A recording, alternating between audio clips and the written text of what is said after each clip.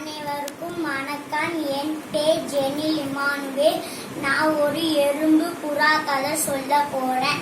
ஒரு ஊர்ல ஒரு எறும்பு இருந்துச்சா. அந்த எறும்பு தண்ணி குடிக்க போயிடுச்சா. உடனே ஒரு எறும்பு தண்ணிக்குள்ள விழுந்துடுச்சா. உடனே ஒரு புறா அந்த எறும்பை காப்பாத்தி அந்த மரத்துல இருக்க ஒரு இலைய பிச்சு தண்ணிக்குள்ள போட்டா. உடனே அந்த எறும்பு அந்த இலைய புடிச்சிட்டு தப்பிச்சிடுச்சா. உடனே ஒரு பையன் அந்த அந்த புறா புடிச்சிருக்கானா.